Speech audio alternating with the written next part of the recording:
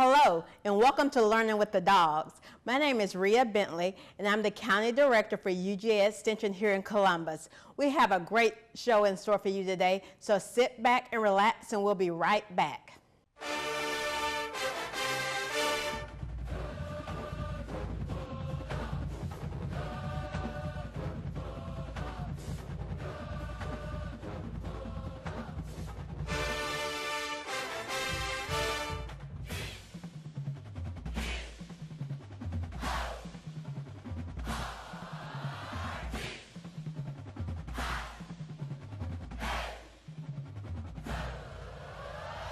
Welcome back to Learning with the Dawgs. My name is LaXavier Greer.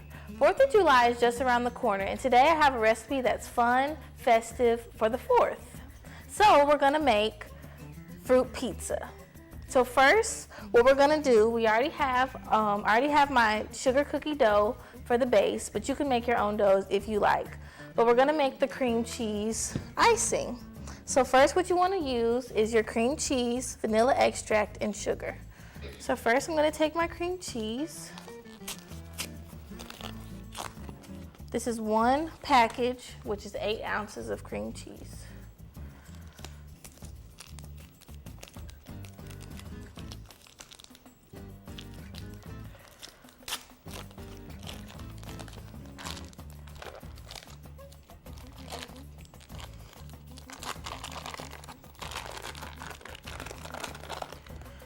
Okay, next I'm going to take half a cup of sugar,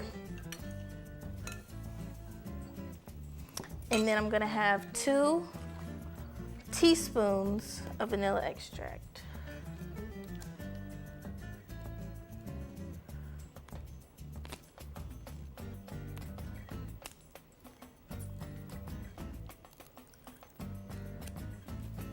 This is a really good recipe for when you want to switch it up from the typical 4th of July traditional, maybe on the grill. Gives it a good sweet but light and refreshing meal or snack. So now I'm going to mix this together. Just make my icing. And I just use the sugar cookie dough, but you can make your own dough if you'd like.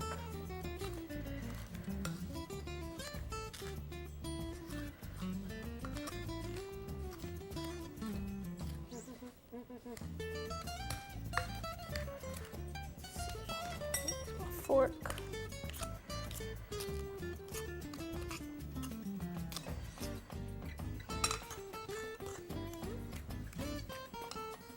We also have, to make it festive for the 4th of July, we have blueberries, raspberries, and strawberries, but you can use whatever fruit you'd like.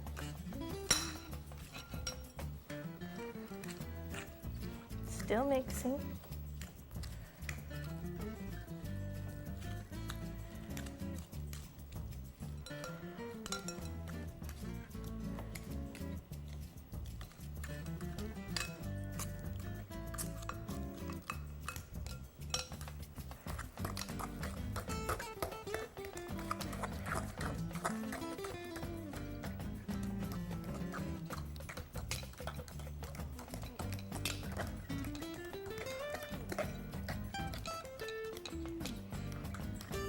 This recipe is very easy and very simple. The longest part of it would be cooking the cookie dough, but once you make the icing, you just put the fruit on and then you're done. Simple, quick. Looks really pretty on a table for your decoration as well. Make sure that's fully mixed.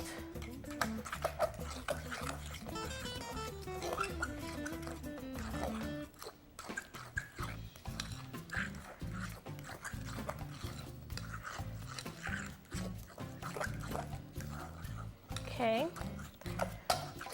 it's mixed pretty well, so I'm going to take my base,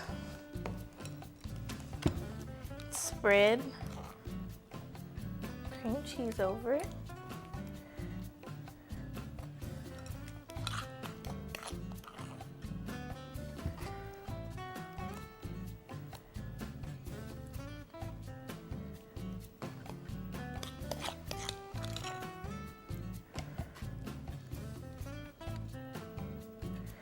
And what I did, I used the cookie dough, but then I used a pizza pan to make it bigger.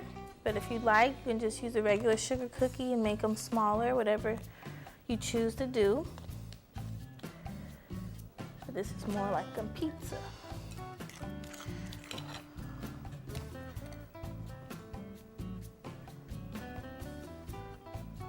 Make sure that's evenly spread.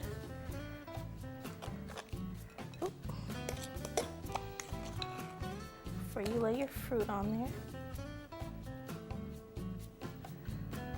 You can also use different type of icing if you choose, but this gives it the good red, white, and blue color scheme for the 4th. If you want to use chocolate or strawberry, whatever you like. Okay, I would say that's pretty even.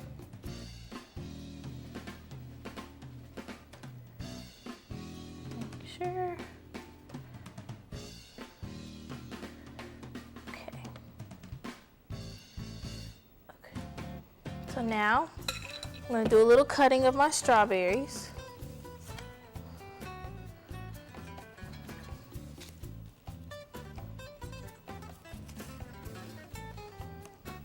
You can put bananas on this, blackberries, whatever you like. Let me cut this one more time.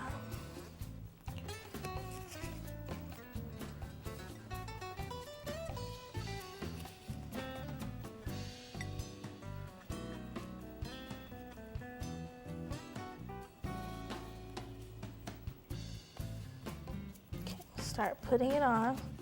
What I'm gonna do is make it my own. Strawberries like this.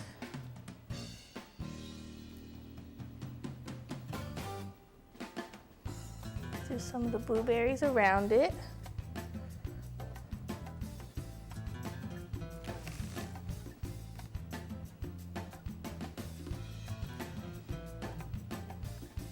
Strawberries are a great thing for this season because they're sweet and easy to find during this time.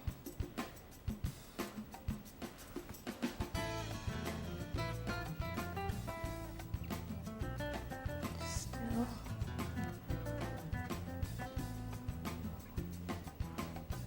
Also do my raspberries.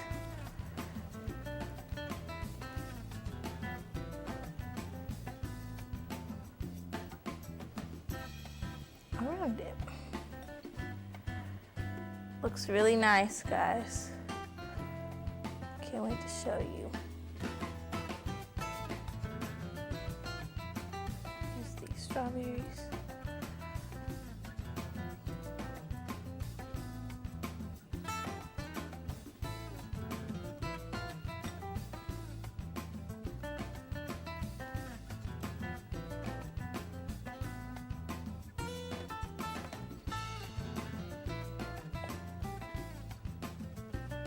A little couple more strawberries.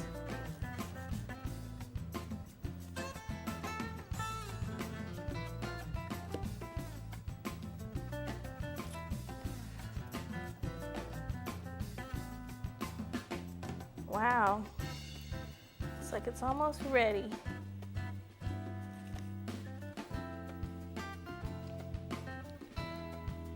Well, there you have it.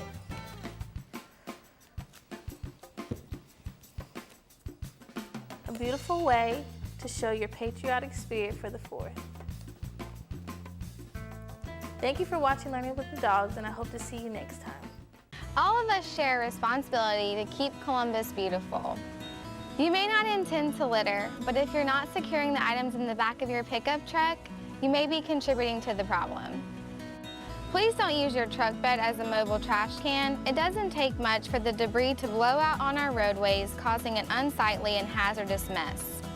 Law enforcement is out ticketing litter bugs, so do your part, secure your load. Nobody likes a litter bug.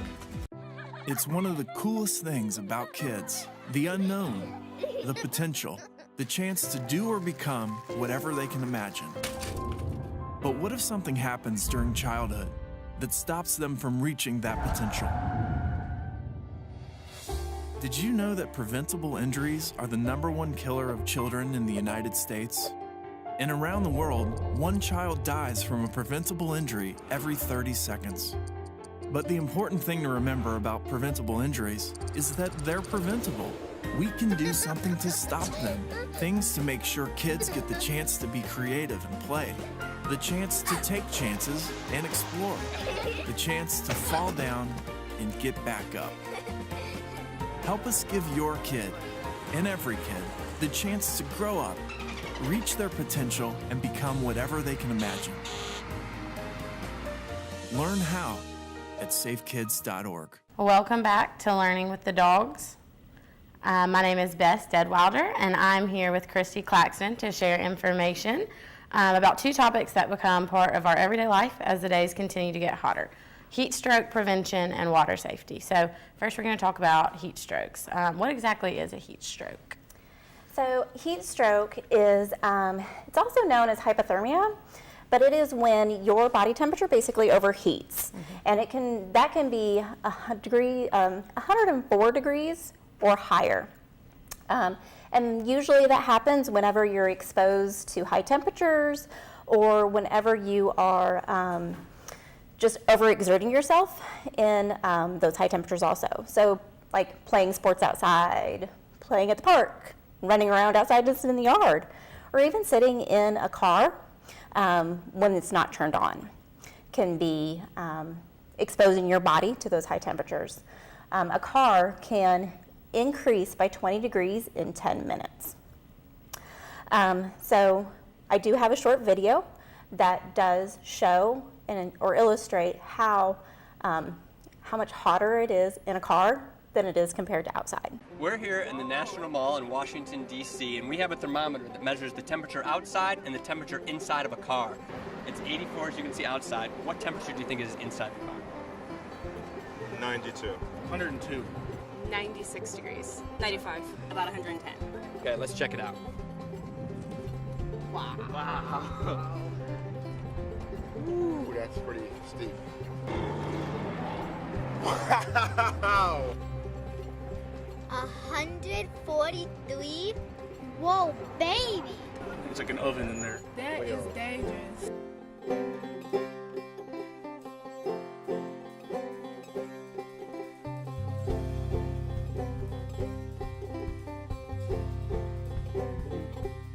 To learn more, visit safekids.org. So that video really shows how hot a car can get. So how dangerous is a heat stroke for children? So heat stroke for children really is very dangerous.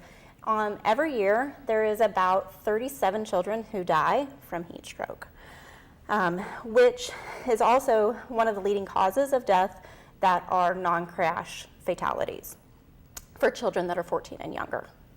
Okay.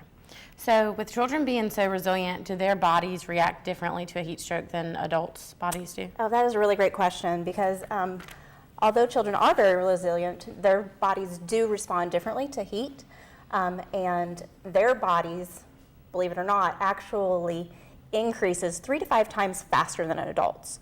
So when we get hot, a child's body gets hot much quicker than ours would. Right. That makes sense. This sounds like something that everybody really should take seriously. Could you give us some ways to prevent heat strokes?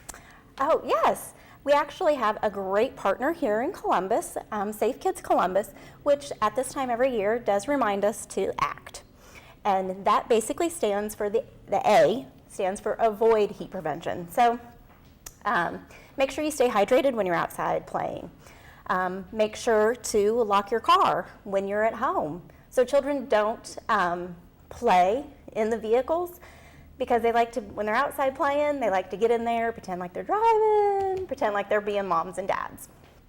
One of the other things too is to make sure to never leave your child alone in a car.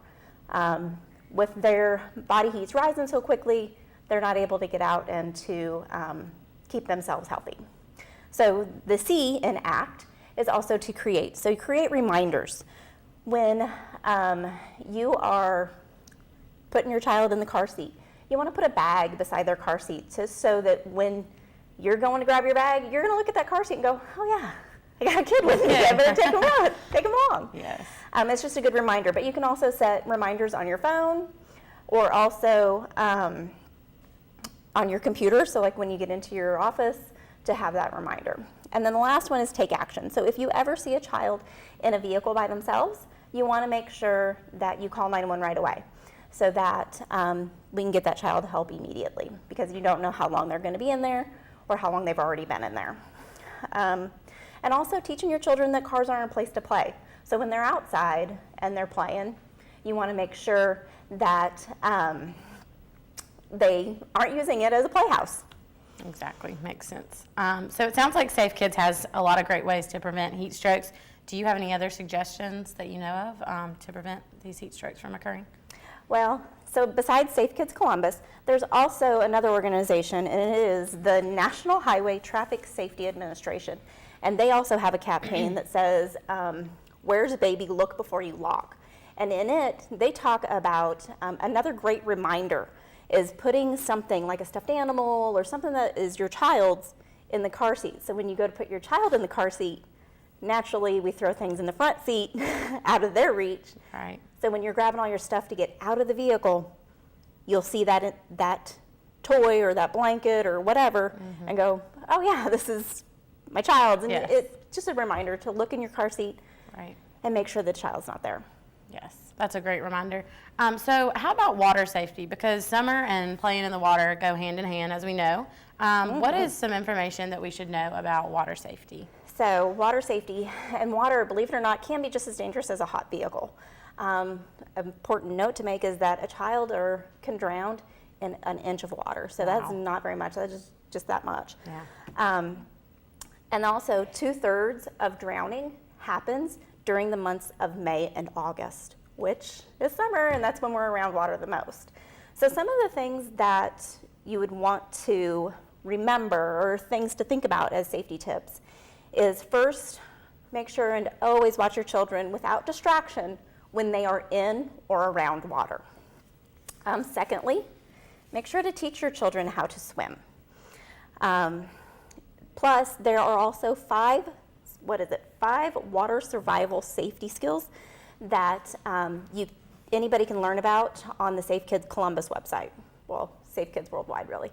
But they have them laid out that you can teach your children, and things like how to float, how to tread water, making sure they can swim for certain distances so that they can be able to get themselves out of trouble if they were in danger.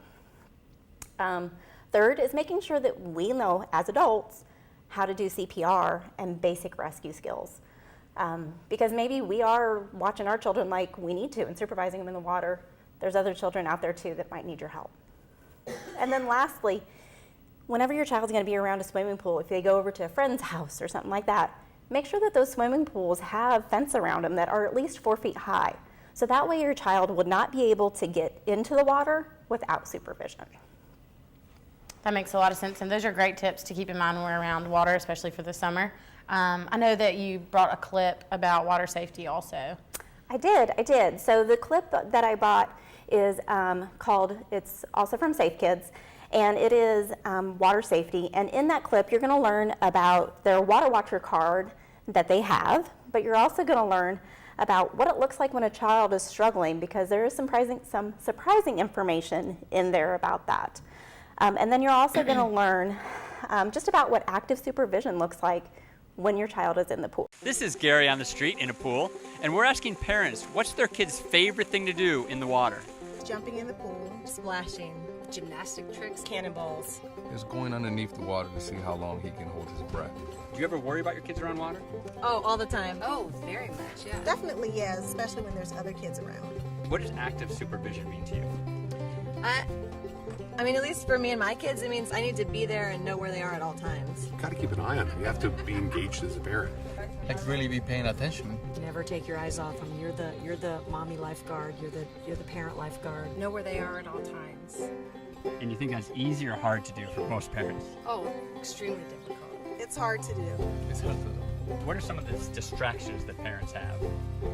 Reading, sleeping, Food and drinks. music, talking to their friends, Other kids playing, you hear noise. playing with their phones. And what do you think it would look like if your child or any child is in trouble in the water? Wow. I think there's a lot of splashing going on. Maybe they'd be yelling or crying, obviously screaming. Would it surprise you to know that a lot of kids, when they're in trouble, are actually very silent and they might not be flailing or splashing around? Yeah, that would surprise me. Yeah, that's the opposite of what I would have thought. It's horrifying to know that that is what happens. Have you ever heard of a water watcher card? No, I haven't. No. A water watcher is a card that you can give to an adult, and they will know that it's their job to keep their eyes on the pool and on the kids at all times. And then after a certain amount of time, they can give it to another adult who will then be in charge of watching the pool. Do you think that's a good idea? Oh, I think it's great. It's an amazing idea. Oh, yes, that's awesome. That way we'd know for sure that someone was keeping an eye on the kids. So where would you get one of these water watcher cards? I don't know. That's a good question. I don't know. Why don't you tell me where I could get one?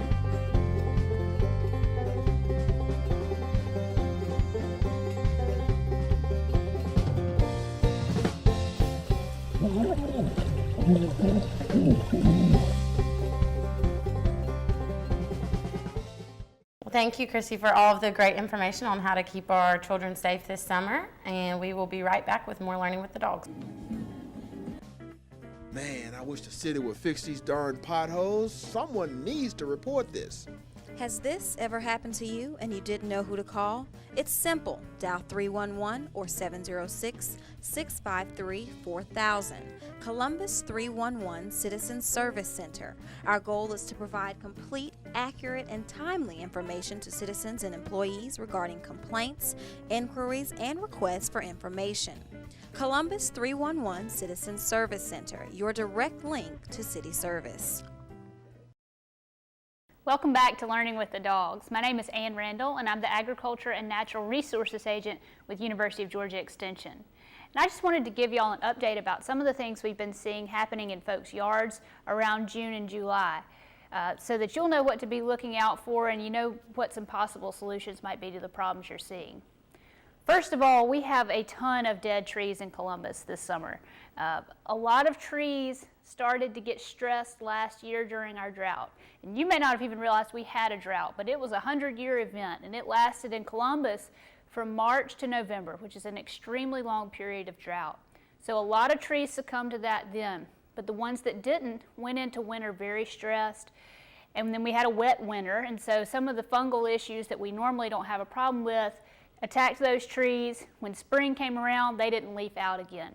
So I'm getting a lot of calls in the office right now about dead trees. And the thing that I keep telling people is there may be some other insect or fungal issues, but what killed those trees is the drought. If you are seeing stressed trees in your own yard, you may be thinking, you know, it's right beside another tree that looks totally healthy. What's going on here?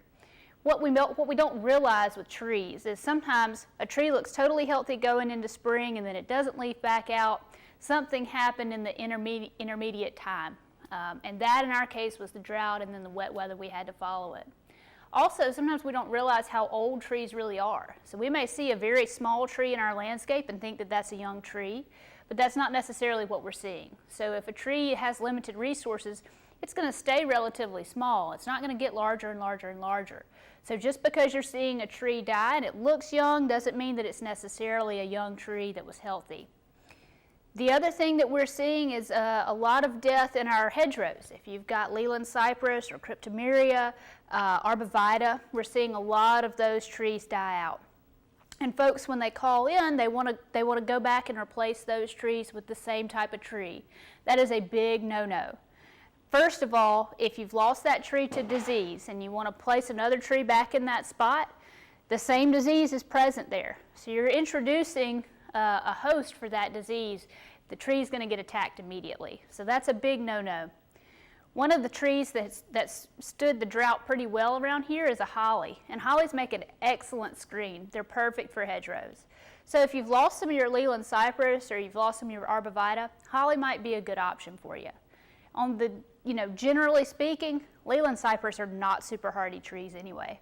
They're cheap and they grow fast, so people plant them a lot, but they have a lot of issues. And if you plant them in a hedgerow real close together like we like to do, you're going to lose them eventually anyway, even when we don't have a bad drought year. The other thing that we're seeing right now, because we've had so much rain lately, is we're starting to see some disease issues pop up in our lawns.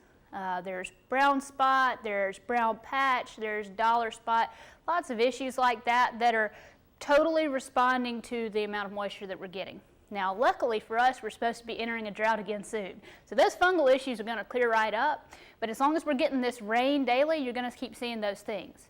If you are watering when it's raining, you are contributing to that problem. So be cognizant of what's going on in your environment around you.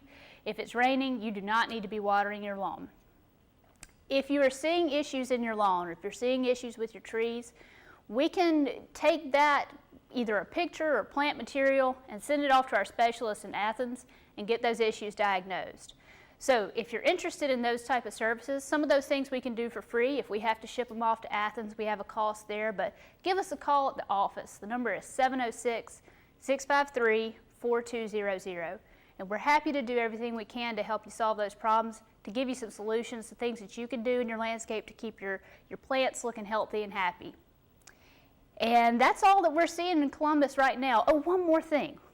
Saw it on my way into work this morning. The tent caterpillars are back. So you're going to see those on your pecans. You're going to see them on your persimmons if you've got those. Some of these older neighborhoods have beautiful pecan trees in them. If you've got tent caterpillars, don't set the tents on fire. That's what everybody wants to do. Take you a long stick. Get in there and get the tent out. Takes care of the problem. You don't need to be spraying above your head. Don't shoot them out of the tree. Don't set them on fire. Just break the nest out of the tree. Once you make an opening in that nest, your natural predators are going to come in, your birds, your other insects, and they will eat the worms. You do not have to burn your neighborhood down to solve that problem, okay? So again, if y'all have any questions, please give us a call at the office. My email address is arandle, R-A-N-D-L-E, @uga.edu. I'm happy to answer your questions. And we'll be right back with more Learning with the Dogs. All of us share a responsibility to keep Columbus beautiful. You may not intend to litter, but if you're not securing the items in the back of your pickup truck, you may be contributing to the problem. Please don't use your truck bed as a mobile trash can. It doesn't take much for the debris to blow out on our roadways, causing an unsightly and hazardous mess. Law enforcement is out ticketing litter bugs, so do your part, secure your load. Nobody likes a litter bug. I volunteer. I volunteer. Step up. I volunteer. I volunteer. I volunteer. We volunteer. And I volunteer. Hi, I'm Michelle, and we all volunteer for Columbus Animal Control. If you're interested in volunteering, please call me at 706-225-4666 or email me at animalcontrol@columbusga.org. I hope you enjoyed the show Learning with the Dogs, and we'll see you next time.